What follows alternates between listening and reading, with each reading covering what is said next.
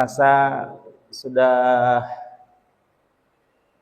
memasuki bulan barokah, bulan yang penuh rahmah, yakni bulan yang diharamkan oleh Allah Subhanahu wa taala, dalam artian bulan yang dimuliakan oleh Allah Subhanahu wa taala, yakni sejak hari Rabu tanggal 28 Mei kita sudah memasuki tanggal 1 Zulhijjah, yang mana di bulan ini alhamdulillah wa syukur ala ni'amillah kita diperkenankan oleh Allah Subhanahu wa taala untuk mendapatkan rahmah dan barokahnya.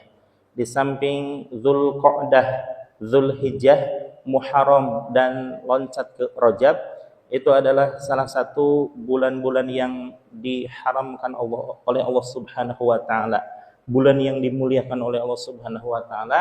Insyaallah mudah-mudahan kita semuanya dimuliakan oleh Allah Subhanahu wa taala. Amin ya Allah ya rabbal alamin. Melanjutkan materi pembacaan hadis yang termaktub di dalam kitab Mukhtarul Ahadits, yakni kitab hadis yang urutan hadis nomor 301 yang diriwayatkan oleh Al-Hakim dari Tsauban. Bismillahirrahmanirrahim. Innal arda, sesungguhnya bumi yang kita pijaki ini ada satu hal yang mungkin sebagian tidak mengetahui, bahwa bumi ini berseru kepada kita, cuma tidak terdengar. Sama halnya ketika langit dan bumi menghimpit kita di alam kubur, tapi ada ucapan-ucapan yang tidak terdengar oleh manusia, cuma didengar oleh hewan-hewan sekitarnya. Di sini pun sabda Rasulullah SAW, sesungguhnya bumi ini berseru, innal arda la tunadi, sesungguhnya bumi, kata Rasulullah SAW, la tunadi, itu berseru bumi. Bagaimana seruannya?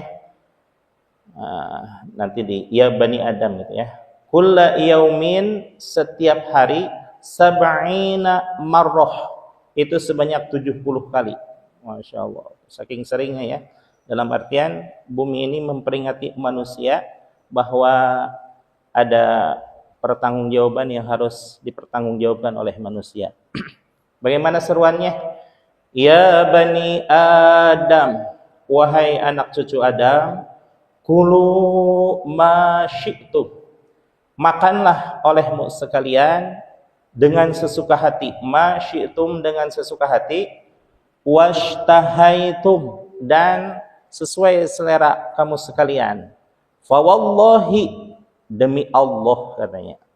Ini kalimat harful qasam itu waw ya, dan disambungkan dengan Allah. Kalau Allah Subhanahu wa taala bebas mengungkapkan ungkapan qasam, sumpahnya Allah dengan makhluknya, itu hanya Allah sendiri yang boleh.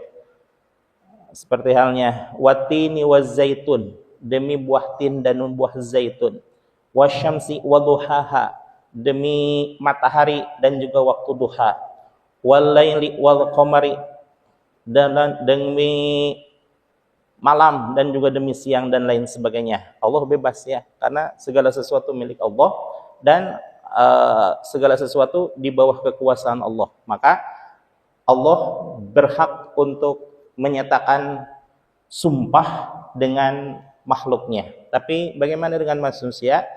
Hanya dengan Allah saja boleh bersumpah. Maksudnya sumpah itu menggunakan, dikaitkan dengan lafaz Allah. Huruf qasam ada 3, wa, waw, ba, dan ta, dan harus disambungkan dengan lafaz Allah. Jadi wallahi, ballahi, tallahi. Namun sumpah ini ibarat kata pintu terakhir untuk mempertahankan kehormatan kita. Dalam artian misal gitu ya, di pengadilan dituduh bahwa kita telah, mohon maaf, dituduh misalkan ya, saya dituduh mencuri, padahal saya tidak melakukan pencurian itu.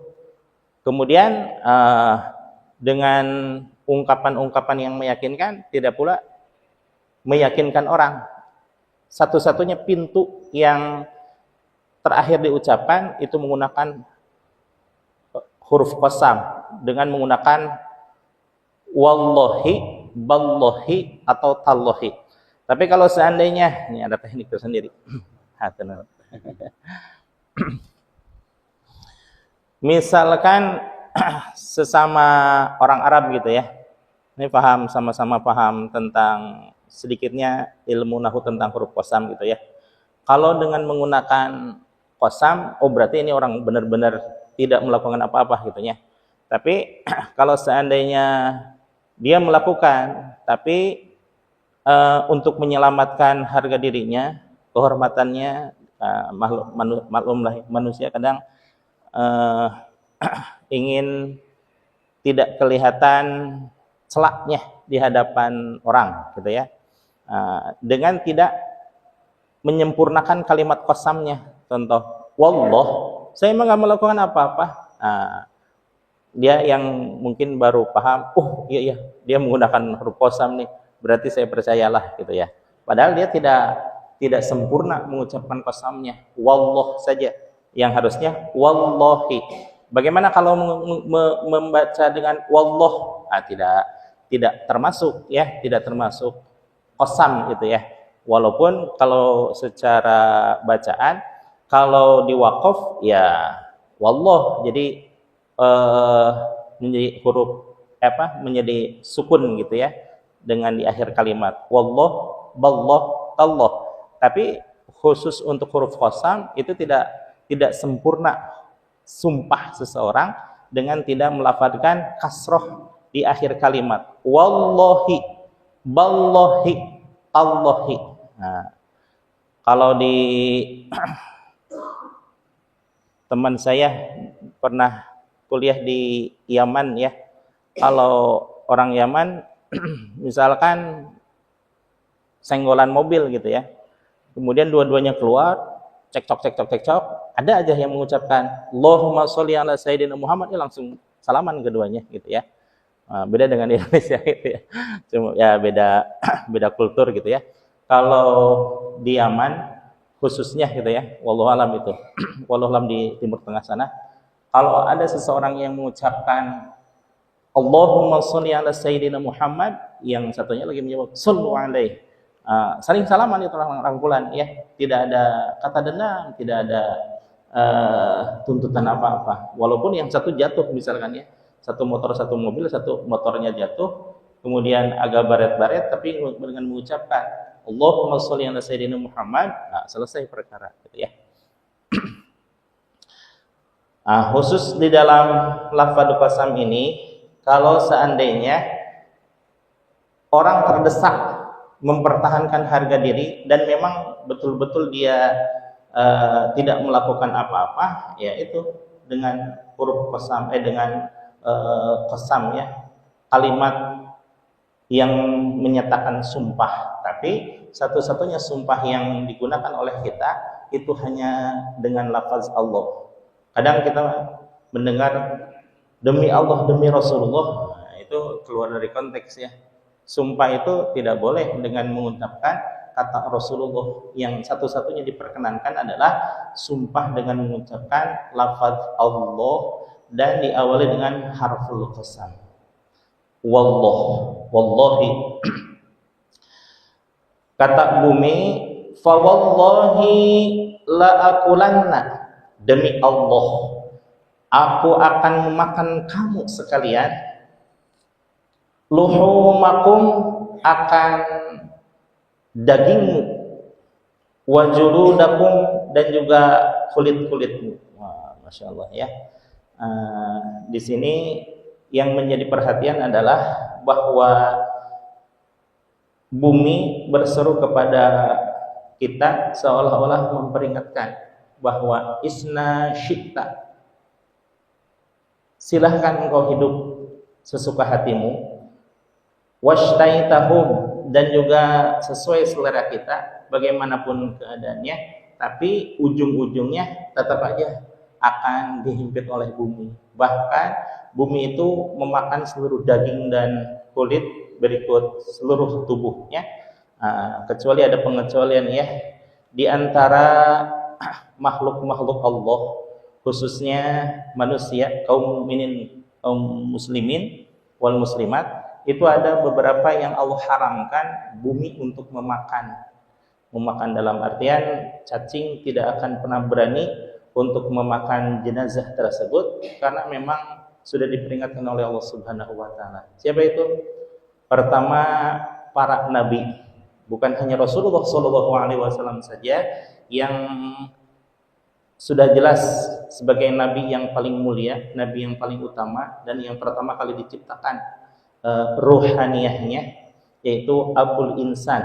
Kalau Nabi Muhammad SAW dikatakan sebagai Abul Insan, tapi kalau Nabi Adam alaihissalam itu pertama kali diciptakan secara basyariahnya, maka disebutlah Abul Bashar.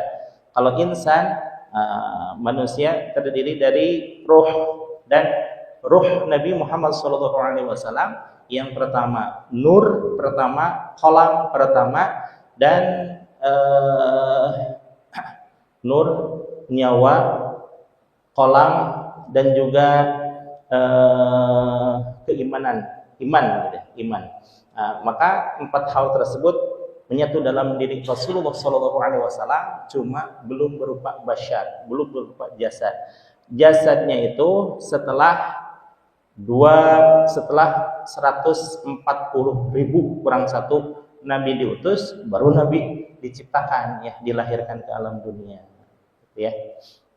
Jadi kalau Nabi Muhammad SAW senior secara ruhaniyah, tapi kalau Nabi Adam alaihissalam senior secara basyariah. Bahkan ketika Nabi Adam alaihissalam diciptakan oleh Allah Subhanahu wa taala, Nabi Adam alaihissalam mengucapkan bihaqi Muhammadin Allah ghafartali, dengan haknya Nabi Muhammad sallallahu alaihi wasallam, semoga engkau mengampuni dosaku ya Allah. Ini ya salah yang pertama kali bertawassul kepada Nabi Muhammad sallallahu alaihi wasallam adalah Nabi Adam alaihissalam. Lamma qatarafa Adamul khati'ah, yang lengkapnya di dalam hadis yang diriwayatkan oleh Al-Baihaqi, lamma qatarafal Adamul khati'ah, ketika Nabi Adam alaihissalam terpleset pada satu kesalahan, yaitu melanggar larangan Allah berupa memakan buah khuldi. Lamma qatarafal Adamul khati'ah, faqala, kemudian berserulah Nabi Adam alaihissalam bihaqqi Muhammadin Allah ghafartali, dengan haknya Nabi Muhammad sallallahu alaihi wasallam, bijahi Nabi Muhammad sallallahu alaihi wasallam, dengan keutamaan Nabi Muhammad sallallahu alaihi wasallam, Allah ghafartali, semoga engkau mengampuni aku ya Allah. Kemudian faqala, maka bertanyalah Allah Subhanahu wa taala kepada Nabi Adam, lamma arafta Muhammadan, bagaimana engkau tahu ada satu makhluk yang bernama Nabi Muhammad sallallahu alaihi wasallam? Lamma khalaqtuhu, padahal aku belum menciptakannya.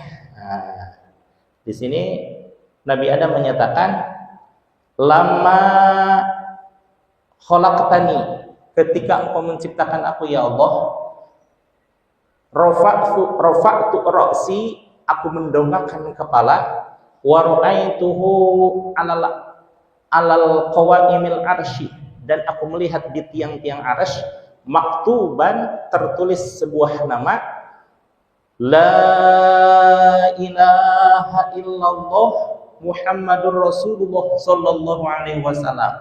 Kata Nabi Muhammad yang mana belum diciptakan itu menandakan bahwa orang tersebut sangat dicintai oleh Allah Subhanahu wa taala. Sampai-sampai disejajarkan. Ini Allah sendiri yang menyejajarkan ya.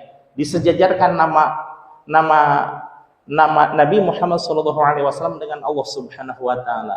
Betapa ini sangat dimuliakan ya, seperti halnya Sayyidina Abdul Muthalib mempersilahkan Nabi Muhammad ketika masih berusia 8 tahun untuk duduk di bawah di tempat duduk yang itu khususnya untuk Abdul Muthalib. Kemudian orang-orang tertanya, "Hai Muhammad, jangan seperti itu untuk pemimpin besar. Tidak ada orang yang berani untuk duduk di atas itu, apalagi engkau masih kecil," katanya. Tapi Abdul Muthalib menyatakan, nggak apa-apa, ini adalah kesayanganku, katanya. Masya Allah ya. Itu Nabi Muhammad dipernyatakan oleh Abdul Muthalib bahwa beliau layak sejajar dengan aku. Nah, seperti itu katanya.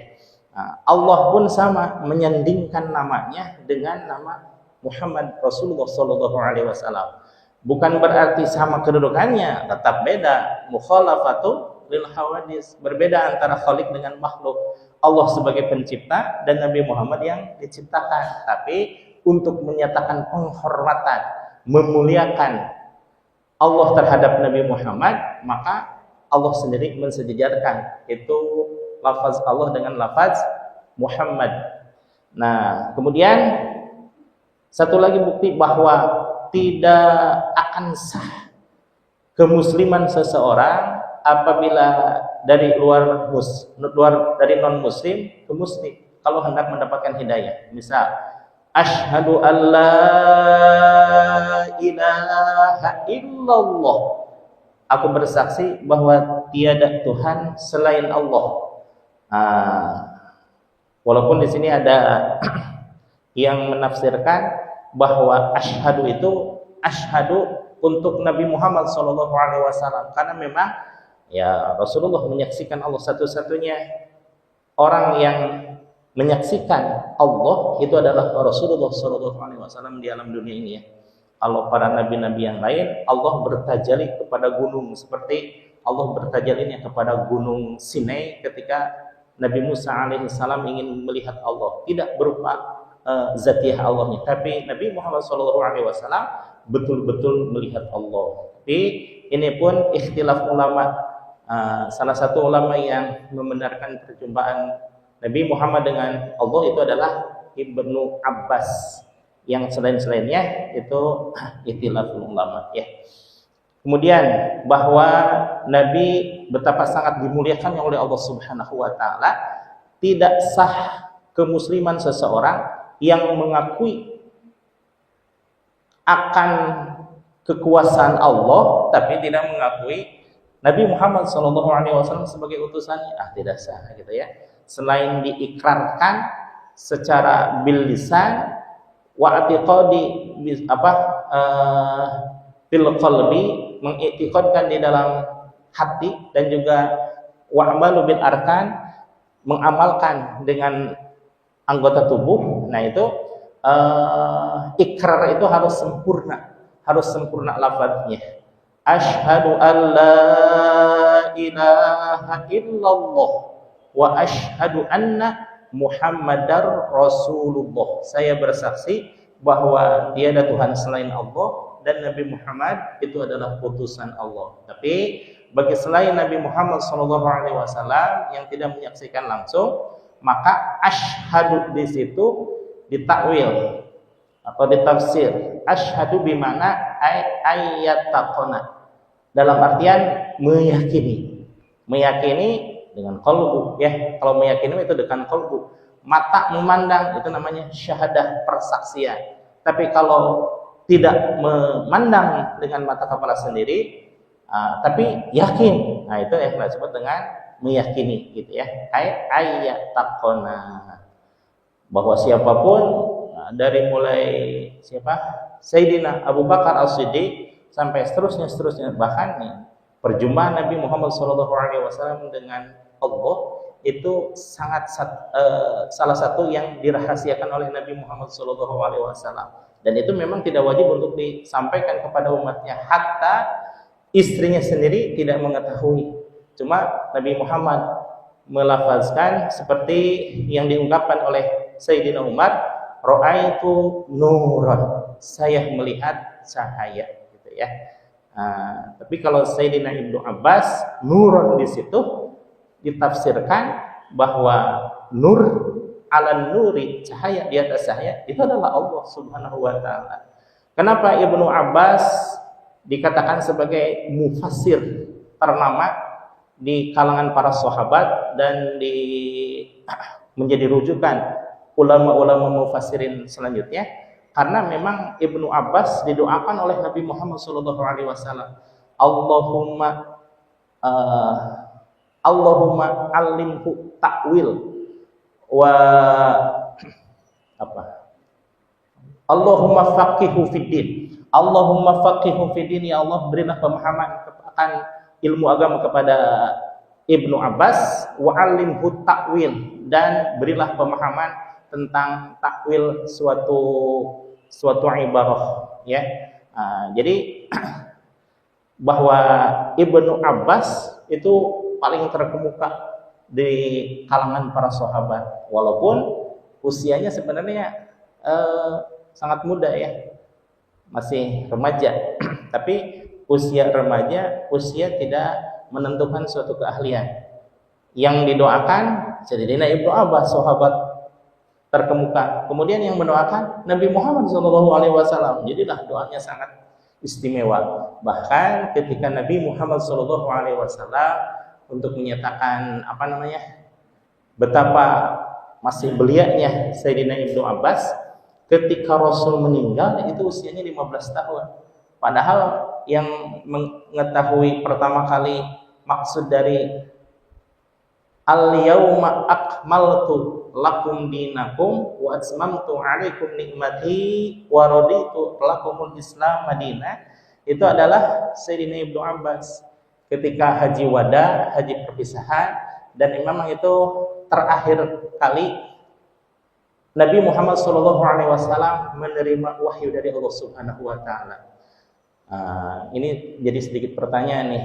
Yang pertama kali turun itu adalah surah Al-Alaq 1 sampai 5. Kemudian yang terakhir kali turun adalah Al-Maidah ayat 3. Al-yauma akmaltu lakum dinakum wa atmamtu 'alaikum ni'mati wa raditu lakum Islam Madinah.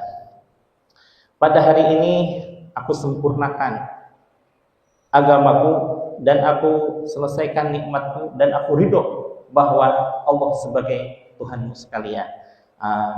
Para sahabat, ya mohon maaf ya istilah kata, biasa-biasa aja ketika menerima kabar bahwa Allah menurunkan wahyu kepada Nabi Muhammad SAW akan ayat tersebut. Tapi satu-satunya yang mengatakan bergetar sampai menangis hebat itu adalah Sayyidina Ibnu Abbas. Ketika ditanya oleh para sahabat, apa yang terjadi wahai Ibnu Abbas sehingga engkau menangis sedemikian rupa? Kemudian dikabarkan oleh beliau bahwa ketahuilah bahwa ucapan Rasulullah SAW, al-yauma akmaltu lakum dinakum, aku sempurnakan hari ini agamamu. Maksudnya Allah sudah sempurna menurunkan syariat bagi agama ini yang dituntunkan oleh Allah Subhanahu wa taala dan dicontohkan oleh Rasulullah SAW. Berarti kalau sudah sempurna, apalagi yang akan diturunkan oleh Allah, dan apalagi tugas Nabi Muhammad SAW. Kemudian watmamtu 'alaikum ni'mati, dan aku sempurnakan pula nikmatku kepadamu wahai Muhammad, karena ini kitabnya Nabi Muhammad. Wa raditu lakumul Islam Madinah, dan aku ridho bahwa kepadamu bahwa Islam itu sebagai agamamu sekalian. Disitulah Ibnu Abbas menggambarkan bahwa inilah detik-detik perpisahan Rasulullah SAW. Baru para sahabat menangis sejadi-jadinya. Dan betul saja ketika 2 hari sesudah haji wada, sudah sampai di rumah beliau, beliau sakit demam yang hebat sampai beliau tidak sanggup untuk mengimami sholat subuh, dan diperintahkan pada Sayyidina Abu Bakar untuk menggantikan beliau. Makin nangislah para sahabat. Kemudian satu-satunya yang tidak percaya bahwa Nabi Muhammad SAW telah wafat itu adalah Sayyidina Umar. Ini karena saking cintanya mungkin ya. Di saat sudah meninggal, Sayyidina Umar menyatakan bahwa, saya mohon maaf lupa lagi nih ayatnya nih. Sayyidina Umar menyatakan, siapa yang menyatakan Rasulullah SAW sudah wafat, akan aku penggal kepalanya dengan pedang ini. Marah karena emosi, karena saking cintanya gitu lah. Kemudian Sayyidina Abu Bakar menyatakan satu ayat yang membuat luluh Sayyidina Umar. Mohon maaf lupa ayatnya gitu ya. Yang artinya bahwa kurang lebih Nabi Muhammad itu sama seperti Nabi yang lainnya. Beliau pun bisa meninggal, beliau pun bisa wafat kalau sudah ajalnya. Barulah setelah menyampaikan ayat tersebut, Sayyidina Umar luluh hatinya. Oh iyalah, betul ya, bahwa yang membedakan Rasulullah SAW dengan yang lainnya justru kecintaannya, dan yang membuat Nabi Muhammad istimewa selain menyempurnakan syariat-syariat Nabi sebelumnya, itu berlaku sampai akhir zaman. Kan kalau para nabi-nabi yang lainnya khususnya itu untuk umatnya dan untuk saat itu, seperti halnya Nabi Musa alaihissalam diutus ke Bani Israel, dan untuk negeri Palestina saja itu berbeda syariatnya dengan wilayah yang lain. Nabi Syu'aib ke kaum Thamud, Nabi Nuh ke kaum Ad, Nabi Lut ke kaum Sadum dan lain sebagainya, itu hanya terkhusus untuk umatnya dan hanya wilayah teritorial itu saja. Tapi berbeda dengan Nabi Muhammad yang rahmatan lil alamin, seluruh wilayah itu tercakup dengan rahmatnya beliau, rahmat Allah yang dititipkan kepada Nabi Muhammad SAW. Kemudian syariatnya pun berlaku sampai akhir zaman. Apa yang dilakukan oleh Rasulullah itu nanti akhir zaman sama persis dengan syariat Nabi Muhammad SAW, tidak beda ya. Itu keunggulan Nabi Muhammad SAW diantaranya. Kemudian balik lagi ke hadis ini, bahwa bumi ini selalu berseru 70 kali dalam artian untuk mengingatkan manusia. Maka salah satu pelajaran yang terbaik adalah pelajaran mengingat mati. Sebagaimana hadis Kanjeng Nabi dulu, nahaitukum an ziyaratil qabri. Dulu kata Rasulullah SAW, aku pernah melarang kamu sekalian untuk berziarah kubur. Kenapa?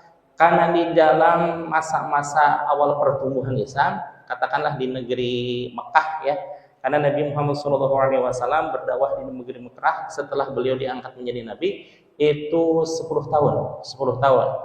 Diangkat menjadi Nabi usia 40 tahun, 10 tahun berdakwah tapi kurang mendapat respon dari negeri Mekah, itu sampai 10 tahun. Artinya 50 tahun Rasulullah di negeri Mekah dan 13 tahun di negeri Madinah.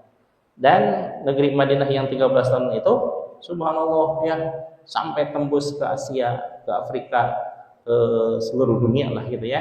Sementara Makkah saat itu hanya berkutat di masyarakat Quraisy saja gitu ya. Bukan berarti Rasul tidak bagaimana, tapi memang itu skenario Allah. Allah belum mengizinkan untuk ekspansi ke luar daerah. Yang menarik di sini adalah ketika Rasulullah SAW di fase dakwah di kota Mekah, Rasul pernah melarang untuk ziarah kubur. Mungkin ini ya, tetangga sebelah kita yang mengharamkan ziarah kubur dengan menyatakan kuburiyun dan lain sebagainya, Mungkin mengambil hadisnya dari fase kota Mekah gitu ya, yang betul bahwa ziarah kubur itu dilarang oleh Rasulullah SAW. Tapi larangan tersebut bukan berdasarkan ibadah, tapi berlandaskan akidah. Karena saat itu akidah kaum muslimin belum begitu kuat, walaupun ada Rasulullah SAW, tapi masyarakatnya yang kalau ke kuburan itu ya namanya jahiliyah dulu ya. Nah, masyarakat Quraisy jahiliyah dulu menganggap bahwa kuburan itu segala-galanya, bisa mendatangkan manfaat, bisa mendatangkan madorot dan lain sebagainya. Maka kata Rasulullah, nah ini sangat membahayakan akidah nih. Udah dilarang saja. Dilarangnya itu tidak selamanya, karena kan di dalam usul fikih itu al-hukmu yataghayyaru bitaghayyuril azman wal amkan. Hukum itu bisa berubah sebagaimana perubahan waktu dan tempat. Ketika di zaman fase Rasul berdakwah di Mekah, memang haram. Melarang itu dalam artian haram secara usul fikih, bahwa an-nahyu lil haram, sebagaimana al-amru lil wujub. Larangan itu sama halnya dengan keharaman, dan sama juga ketika Nabi Muhammad SAW memerintahkan sesuatu, maka itu mengarah kepada wajib. Sebagaimana Allah menyatakan, wabtaghu ilaihil wasilah, dan carilah olehmu sesuatu yang menyampaikan kepada Allah. Wasilah atau tawasul tersebut, kalau sisi bahasa itu menyampaikan, mengambungkan, menyatukan, itu namanya tawasul. Ittasola yattasilu ittisolan, menyambungkan kepada sesuatu yang dimaksud. Berarti al-amru lil wujub, bahwa kewajiban itu mengarah kepada perintah itu mengarah kepada kewajiban. Dilihat dari situ, berarti tawasul itu adalah perintah Allah, karena itu adalah karena itu adalah perintah Allah, maka tawasul itu bisa menjadi wajib kalau dilihat dari usul fikih gitu ya. Kemudian bahwa dulu Rasulullah SAW pernah melarang di zaman Mekah ketika saat hijrah ke Madinah. Kemudian akidah Islamiyah makin kuat, karena memang lingkungannya pun jangankan ketika Nabi Muhammad ke Mekah, ke Madinah gitu ya. Di saat di Madinah pun terjadi Bai'atur Ridwan. Bai'atur Ridwan itu perjanjian di satu tempat yang penuh dengan keriduan, dalam artian kota Madinah penduduknya yang pertama kali itu 14 orang. 14 orang menyatakan berbaiat kepada Rasulullah SAW untuk mengamalkan Islam dan melindungi Rasulullah SAW dari ancaman yang membahayakan secara fisik maupun secara mental. Itu berbaiat 14 orang. Kemudian selang berapa lama kemudian itu ada 27 orang yang berbaiat kepada Rasulullah SAW. Yang kedua ini ada perempuannya, saya lupa namanya, mohon maaf.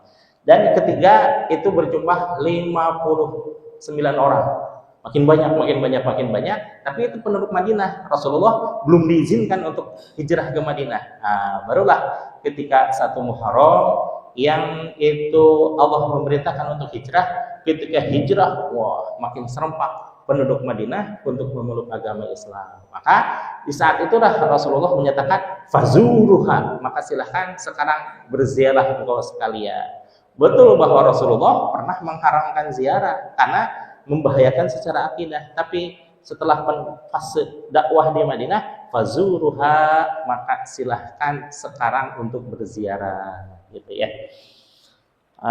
Jadi kalau menentukan hukum dalam berbekal hanya hadis gitu ya, atau berbekal hanya kepada satu ayat Al-Quran, itu tidak cukup ya. Hadis itu lebih banyak daripada Al-Quran. Kalau Al-Quran hanya 6.236 ayat, 30 juz, 114 surat, dan 3.236 ayat. Sementara Al-Quran subhanallah, ada seorang hafiz itu 300.000 hafal Al-Quran. Ada di atasnya Al-Hafiz, itu di antaranya Imam Suyuti menghafal 400.000 hadis. Di atasnya lagi ada Imam Bukhari 600.000 hadis. Dan yang paling banyak itu adalah Imam Ahmad bin Hanbal sampai 1 juta hadis. Kalau kutubus sittah yang terkenal itu adalah kutubus sittah, kitab-kitab hadis ya. Ada 6 kitab yang termaktub dalam kitab kutubus sittah, terhimpun dalam kutubus sittah. Pertama Sahih Bukhari, kedua Sahih Muslim, ketiga Sunan Abu Dawud, Sunan At-Tirmidzi, Sunan An-Nasa'i, dan Sunan Ibnu Majah. 6 ini kemudian berkembang karena ada ulama yang banyak ulama yang ternyata mempunyai kitab-kitab hadis tulisan sendiri gitu ya, maksudnya mengumpulkan hadis. Pertama Imam Malik yang dikenal dengan kitab Al-Muwatta'-nya, kitab yang dipelajari oleh Imam Syafi'i, yang pembelajaran yang sangat unik, yaitu sebelum mempelajari kepada Imam Syafi'i, sebelum dipelajari oleh Imam Syafi'i, Imam Malik untuk mensyaratkan kepada Imam Syafi'i harus menghafalnya. Alhamdulillah Tuhan Guru, saya sudah hafal semua kitab yang termaktub di dalam Al-Muwatta' ini, Masya Allah gitu ya. Kemudian Imam Ad-Dailami, Sunan Ad-Dailami ini ya, mohon maaf tidak terlalu terkenal gitu ya. Yang paling terkenal adalah selain Imam Malik juga Imam Ahmad. Imam Ahmad itu sampai 1 juta hadis berada dalam kepalanya gitu ya. Padahal itu murid Imam Syafi'i. Walaupun Imam Syafi'i banyak menghafal hadis, bahkan ya Imam Syafi'i atau bayangannya murid Imam Malik yang kitabnya sudah beliau hafal sebelum beliau bertabaruk kepada Imam Malik sendiri. Itu kan luar biasa. Kemudian memiliki murid yaitu Imam Ahmad yang memiliki menghafal hadis itu sampai 1 juta hadis. Berarti luar biasa gitu ya. Nah, itu yang tersebut tis'ah, kutubut tis'ah itu ditambah Imam Malik dengan kitab Al-Muwatta'-nya, kemudian Imam Ad-Dailami dengan Sunan Ad-Dailaminya, kemudian Imam Ahmad bin Hanbal dengan Musnad Imam Ahmad. Kalau itu Musnad bukan Sunan ya, Musnad Imam Ahmad. Nah, jadi kalau seandainya, mohon maaf nih satu contoh gitu ya, sebagaimana kemarin dicontohkan istawu, kemudian ada sawu sufufakum, ada lafadznya sedikit istawu sufufakum, segitu aja gitu ya. Itu berbagai, ada Imam Bukhari, ada Imam Muslim, ada Imam At-Tirmidzi. Kemudian satu lagi di dalam hadis Kangjeng Nabi, kalau kita melihat dalam satu hadis Rasul menyatakan khairud du'a alhamdulillah, bahwa sebaik-baiknya doa adalah alhamdulillah. Ini kalau hadis ini di kalangan sastrawan gitu ya, diolah itu ya dengan kata berdoalah engkau sekalian, panjatkan seluruh hajatmu sampai engkau mengucapkan alhamdulillah. Karena itulah Nabi Muhammad SAW katanya menyatakan bahwa khairud doa alhamdulillah. Terserahlah itu mah penafsiran orang-orang sastrawan gitu ya. Yang jelas bahwa sebaik-baiknya doa itu adalah alhamdulillah. Tapi di dalam hadis yang lain Rasul menyatakan afdhalud du'ai du'a'u yaumi arafata. Sebaik-baiknya doa adalah doa yang dipanjatkan pada hari Arafah 9 Zulhijjah. 9 Zulhijjah. Kalau melihat hadis ini, bagaimana ini? Rasul engkau menyatakan khairud doa alhamdulillah. Sebaik-baiknya doa alhamdulillah.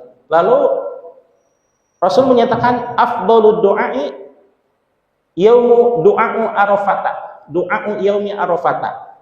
Doa yang dipanjatkan pada tanggal 9 Zulhijjah. Apakah ini menyatakan perbedaan dari Rasulullah? Nah, itu dilihat dari situasi dan kondisi. Kalau secara umum semua doa itu diakhiri dengan dan diawali salah satunya ada alhamdulillah. Maka dalam redaksi doa salah satunya adalah wa sallallahu ala sayyidina Muhammadin wa ala alihi wasallam walhamdulillahi rabbil alamin. Karena memang sebaik-baik doa adalah alhamdulillah. Tapi bagaimana Rasul menyatakan khairu du'ai du'a'u yaumi arafata, bahwa sebaik-baiknya doa adalah doa ketika dipanjatkan pada tanggal 9 Zulhijjah. Ini Rasul ungkapkan menjelang tanggal 9 Zulhijjah, gitu ya. Jadi kalau melihat hadis ini, ya alhamdulillah diamalkan 9 Arafah pun, 9 Zulhijjah pun ya dilaksanakan. Atau di dalam hadis lain Rasul menyatakan afdalu ma qultu ana. Ini sebenarnya afdalu ma qultu ana itu hadis yang lanjutan dari wa khairul wa afdalu doa yaumi arafata. Kemudian selanjutnya wa afdalu ma qultu ana wan nabiyuna min qabli, dan ucapan yang terbaik dari ucapanku dan ucapan-ucapan para nabi sebelumku, la ilaha illallah. Berarti yang paling afdol, yang paling utama berzikir itu adalah menggunakan lafaz la ilaha illallah. Tapi di samping yang lain Rasul menyatakan khairul dzikri al-khafi. Masya Allah, gitu ya. Banyak perbedaan. Sebaik-baiknya zikir itu adalah zikir khafi. Lalu bagaimana ini? Apakah zikir jahar atau zikir khafi? Itu mah laksanakan saja dua-duanya. Zikir jahar keraya, zikir khafi di keraya, ya. Kalau istilah orang-orang yang senantiasa berzikir khafi, itu ada anekdot. Kenapa? Setelah dahar katanya sebaiknya ngopi, setelah zikir jahar sebaiknya dengan zikir khafi. Dalam artinya zikir jahar diamalkan, zikir khafi pun diamalkan, gitu ya. Itu namanya mukhtalaful hadis. Mukhtalaful hadis, perbedaan lafaz dan makna dalam hadis, tapi bukan berarti Nabi Muhammad mutaradif atau bertentangan, tidak. Itu artinya ketemunya dengan ilmu takhrijul hadis di dalam menentukan keutamaan hadis itu dilihat dari sisi waktu dan tempat. Tadi Rasul menyatakan secara umum, menyatakan bahwa khairud doa, sebaik-baik doanya doa adalah alhamdulillah, yaitu secara umum. Tapi waktu khusus di dalam waktu yang menjelang 9 Zulhijjah, itulah afdhalud du'ai du'a'u yaumi arafata. Atau sama halnya dengan begini, bahwa Rasulullah SAW untuk Ramadan itu beda lagi. Kemudian untuk Zulhijjah Rasul menyatakan ma min ayyamin illa lupa lagi nih. Ma min ayyamin yahtasabu ilallah, tidak ada hari-hari yang Allah lebih cintai, yahtasibu fihinna, yang Allah lebih cintai daripada hari-hari, illa min lupa lagi nih, illa min yaumil ashar, kecuali hari 10 hari pertama pada bulan Zulhijjah. 1 Zulhijjah sampai 10 hari Zulhijjah itu adalah hari-hari yang terbaik di hadapan Allah Subhanahu wa taala. Luar biasa ya. Dalam artian yang mana 10 Zulhijjah itu ada 2 amal ibadah yang tidak ada di dalam bulan-bulan yang lain. Yakni Idul kurban dan juga pelaksanaan ibadah haji. Salah satunya ya kan mabit di Muzdalifah, kemudian wukuf di padang Arafah, itu adalah yang terbaik di hadapan Allah Subhanahu wa taala. Tapi kan tidak setiap kaum muslimin berkesempatan untuk melaksanakan ibadah tersebut di hampir setiap masjid, gitu ya. Kemarin di GPM ternyata yang berkurban itu 11 sapi, berarti 77 ya, 77, katakanlah 80 orang lah 80 orang di lingkungan GPM yang segitu luasnya, tapi emang hanya satu, ada masjid jami gitu ya, kayak KTM gitu, hanya ada satu jami. Berarti sekitar 100 orang diwakili oleh 70 atau 80 orang gitu ya. Nah, berarti sisanya bagaimana? Apa sekedar cukup dengan menyatakan terima kasih kepada panitia yang mengantarkan daging begitu aja setiap tahun? Tidak ya. Ini kalau seandainya, mohon maaf ya, sudah mengaji kepada Sirrul Asrarnya Tuan Syekh Abdul Qadir Al-Jailani, di samping syariat kurban syariat ada juga kurban hakikat. Bagaimana kurban hakikat? Kalau kurban syariat mah menyerahkan hewan kurban atau dengan uang 3,5 juta lah zaman sekarang.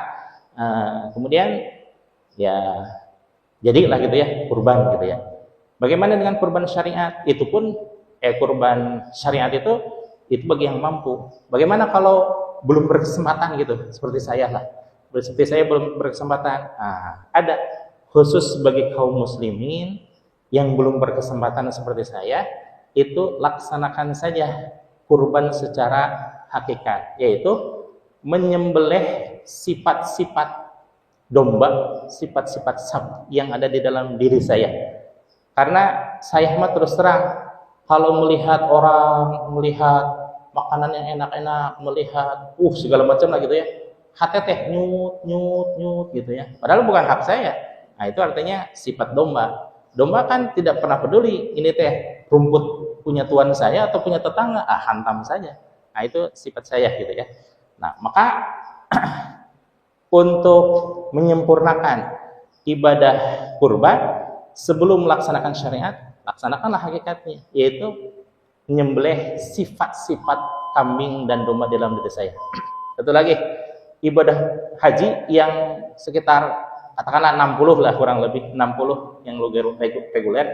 60 tentu tidak setiap kaum muslimin bisa melaksanakan ibadah haji, tapi ada ibadah jadi haji. Kalau jadi haji mah siap 60 juta plus waiting list 30 tahun itu jadi haji insya Allah. Tapi kalau haji jadi itu adalah perjalanan, ngambil hikmahnya, perjalanan seseorang dari masjid menuju masjid untuk kembali lagi ke masjid. Jadi